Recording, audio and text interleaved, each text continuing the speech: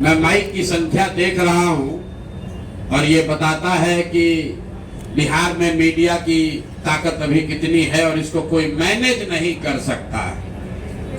लोग कोशिश कर रहे हैं कि मीडिया को दबा दिया जाए, अखबारों में विज्ञापन के जरिए खबर को दबाया जा रहा है, लेकिन ये आपके माइक और ये लोगो इस बात के गवाह हैं कि बिहार में मीडिया जीवित है, सशक्त है और किसी का बिका हुआ, किसी के द्वारा खरीदा जा सके ऐसा नहीं है। तो मैं तहे दिल से आप सबका शुक्रिया अदा कर रहा हूं इस करेज के लिए, इस मिट्टी के प्रति जो आपकी जवाबदेही है, सबसे बढ़कर प्रोफेशन से भी ज्यादा बिहार के लोगों के प्रति जो आपकी सोच है, जो आपकी जवाबदेही है, उस कर्तव्य बोध को लेकर आप यहाँ आए हैं, उसके लिए व्यक्तिगत तौर पर मैं आपका हृदय से आभार व्यक्त कर रहा हूं। कुछ लोगों ने कहा कि जब दिलीप जायसवाल जी पर 2 किस्त जारी हुआ तो लोगों ने मुझे बताया कि लगता है कि प्रशांत किशोर को दिलीप जायसवाल ने मैनेज कर लिया। कुछ मीडिया साथियों ने यह भी बताया कि सम्राट चौधरी जी अब हमको भाई बता रहे हैं, कुछ नेतागण हमको पढ़ा लिखा ज्ञानी बता रहे हैं, कोई हमको महान बता रहा है। तो भैया सबका धन्यवाद है, हमारे लिए आपने अच्छे शब्द कहे, उसके लिए हम आपके शुक्रगुजार हैं। लेकिन मीडिया के सामने ये स्पष्ट कर रहा हूं कि मैं भाई भतीजावाद नहीं करता हूं, जाति धर्म में मेरा कोई यकीन नहीं है, और चाहे आप हमारे जाति के हैं या हमारे भाई हैं, हमारे मित्र हैं या हमारे रिश्तेदार हैं, अगर आपने गलती किया है तो आपको छोड़ा बख्शा नहीं जाएगा। उसी के कड़ी में आज हम आपसे मुखातिब हैं और आज हम लोग जहां से खत्म किए थे वहीं से शुरू करेंगे। दिलीप जायसवाल से शुरू खत्म हुआ था तो दिलीप जायसवाल से ही शुरू करेंगे, नहीं तो लोग कहेगा ना दिलीप जायसवाल से समझौता हो गया। तो इतना आप समझ लीजिए, आपके जरिए बिहार की जनता को भी बता रहे हैं, बिहार में अभी किसी के पास इतना पैसा नहीं है कि प्रशांत किशोर का ईमान खरीद सके। दिलीप जायसवाल तो बहुत छोटी चिड़िया है, इतना अभी ताकत नहीं है कि हमारा ईमान खरीद सके। तो ये कितने भ्रष्ट लोग हैं अभी इसकी जानकारी देंगे, लेकिन उससे पहले मैं आपका 2 मिनट समय लेना चाहता हूं। बिहार की एक त्रासदी, बिहार के एक बच्चे के साथ त्रासदी हुई है और ये समय इसलिए ले रहे हैं कि आज देश के गृह मंत्री अमित शाह जी यहाँ आ रहे हैं सीतामढ़ी में। आपको बता दूं कि अभी आपने कल खबर पढ़ी होगी, संतोष ऋषि देव करके किशनगंज के खुरखुरिया गांव का एक लड़का है 16-17 साल का, संतोष ऋषि देव, वो हरियाणा में जो खबर कल इंडियन एक्सप्रेस में छपी है, करीब 2 महीना तक उसको बंधुआ मजदूर बनाकर लोगों ने वहां रखा था। उसका हाथ कट गया, हाथ में इंफेक्शन होने की वजह से उसका हाथ एम्प्यूट करना पड़ा है।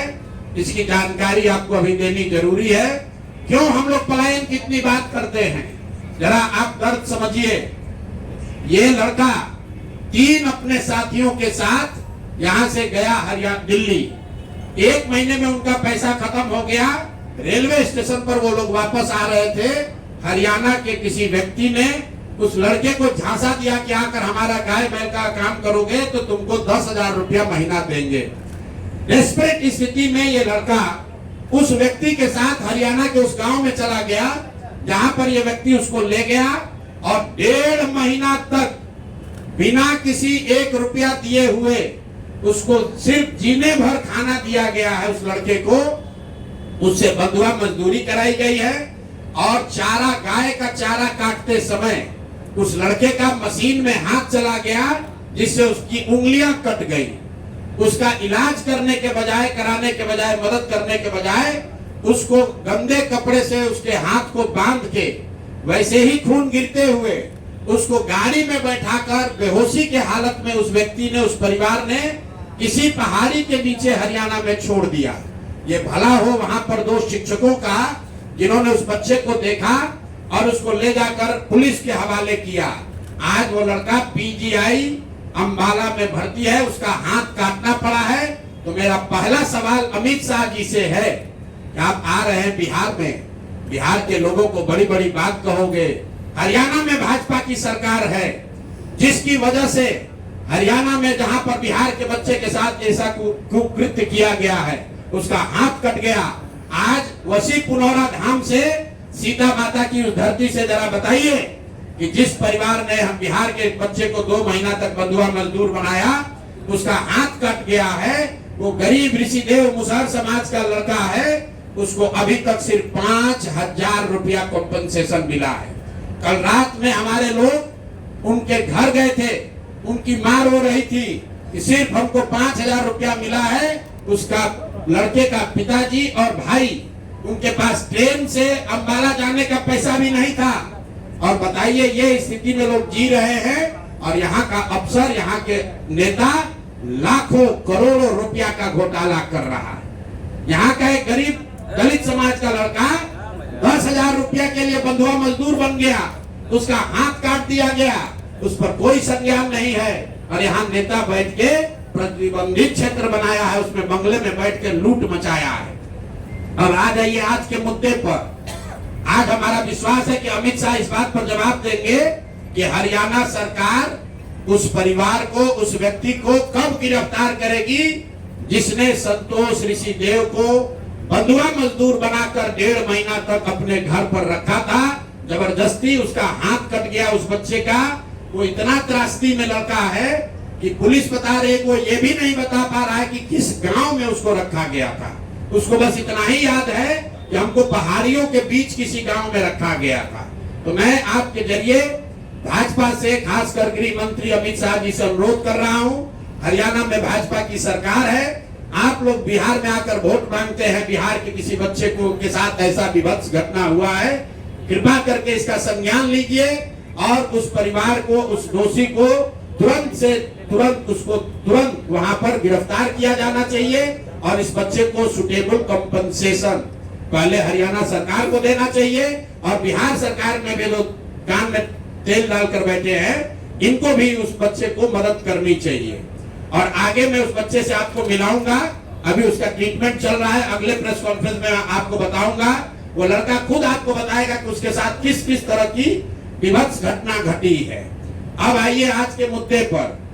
दिलीप जायसवाल जी, मेरे भाई, हमने आपको कहा था कि ये कॉलेज कब्जा किए हुए हैं, 25 बरस से किए हुए हैं, और बिहार के सभी अलग अलग दलों के नेताओं को पैसे के दम पर, कॉलेज में एडमिशन के दम पर और कई तरह का प्रलोभन के दम पर अपना सत्ता बनाए हुए हैं। उनके द्वारा उन पर जो इल्जाम है राजेश शाह के मर्डर का, वो घटना भी आपको विस्तृत बताई गई है, उस पर भी अभी ना उन्होंने कोई जवाब दिया, ना कोई कार्रवाई हुई। भाजपा वालों ने अभी तक कोई कार्रवाई नहीं की। अब आ जाइए हमारे अमंगल काल वाले मंगल पांडे जी का। मंगल पांडे जी क्यों कह रहे हैं? मंगल पांडे जी और दिलीप जायसवाल दोनों एक दूसरे के भारी मित्र हैं। मित्र कैसे हैं? अब बताइए, 20 में कोविड हुआ, कोविड में जब आप मारे फिर रहे थे, यहाँ के लोगों को दवा नहीं मिला, ऑक्सीजन नहीं मिला, लोगों को दवा, डॉक्टर, अस्पताल का जुगाड़ नहीं हुआ, उस समय के स्वास्थ्य मंत्री उस समय दिल्ली में फ्लैट खरीद रहे थे। फ्लैट किसने और खरीद कैसे रहे थे? दिलीप जायसवाल जी के मदद से। तो फ्लैट का नंबर और नाम नोट कर लीजिए। द्वारका में flat number 001 CGHS limited, plot number 11 sector 6 Dwarka new Delhi में भाई साहब ने अपनी पत्नी के नाम से, उर्मिला पांडे जी के नाम से, इन्होंने 86 लाख रुपया पेपर पर है, 86 लाख रुपए में इन्होंने फ्लैट खरीदा। तो कोई बड़ी बात नहीं है भाई, कोई भी फ्लैट खरीद सकता है। अब बड़ी बात क्या है ये समझिए। इन्होंने जो फ्लैट खरीदा, इसका पैसा कहां से आया? इसका पैसा पहले तो ये जब फ्लैट का रजिस्ट्रेशन हुआ तो फ्लैट के विटनेस हैं हम लोग के माननीय सदस्य, भारतीय जनता पार्टी के अध्यक्ष दिलीप जायसवाल जी। और वहां पर अब ये देखिए, ये चलाते हैं अवैध मेडिकल कॉलेज, और उस समय के स्वास्थ्य मंत्री मंगल पांडे जी जब फ्लैट खरीदते हैं तो उसके विटनेस है दिलीप जायसवाल, फोटो के साथ। अभी आपको ये डॉक्यूमेंट जारी करेंगे। अब आप कहिएगा कि भैया दोस्त मित्र हैं, एक ही साथ एक ही पार्टी में है, विटनेस है, तो इसमें क्या गलत हो गया? कोई गलत नहीं है। अब ये समझिए कि 86 लाख रुपया आया कहां से? 86 लाख रुपया उसका एक बड़ा हिस्सा सीधा 30 लाख रुपया आया है। मंगल पांडे जी के पिताजी का नाम है अवधेश पांडे। अवधेश पांडे जी ने ये पैसा भेजा अपने बहू को, उर्मिला पांडे जी को। अब हम लोगों ने सोचा भाई अवधेश पांडे जी के पास इतना पैसा कहां से आया? अब आप देख लीजिए, अब इनको समझ में आएगा कि किससे ये उलझे हैं। 6 तारीख को 6/9/2019 को 6/8/2019 को ये दिलीप जायसवाल का अकाउंट नंबर है। आरटीजीएस से दिलीप जायसवाल ने 25 लाख रुपया अपने अकाउंट से, ध्यान दीजिए, एलिगेशन नहीं है, ये बैंक का डॉक्यूमेंट है। आरटीजीएस नंबर नोट कर लीजिए।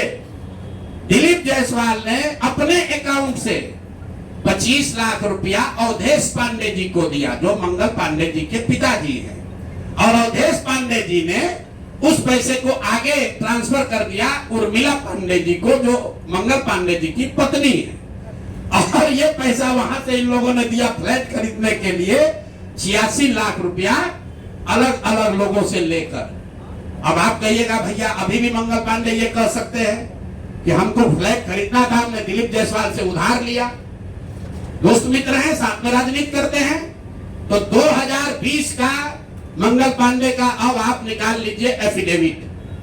जब चुनाव लड़े तो उसका एफिडेविट निकाल लीजिए।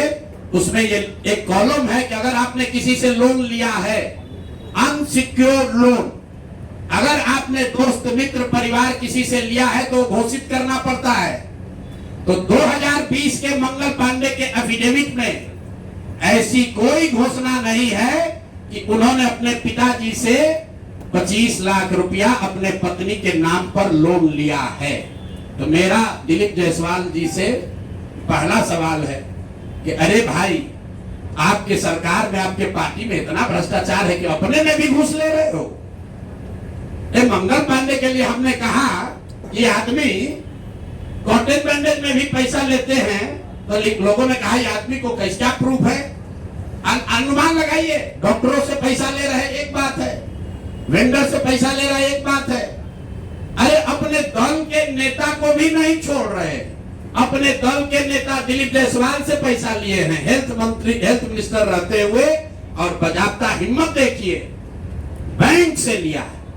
आरटीजीएस का डिटेल है, आप डेट नोट कर लीजिए, 6/8/2019 को आरटीजीएस के माध्यम से दिलीप जायसवाल जी के अकाउंट से 25 लाख रुपया मंगल पांडे जी के पिताजी अवधेश पांडे जी को दिया गया, जिस अकाउंट से 10 दिन के बाद पैसा उर्मिला पांडे जी के अकाउंट में गया।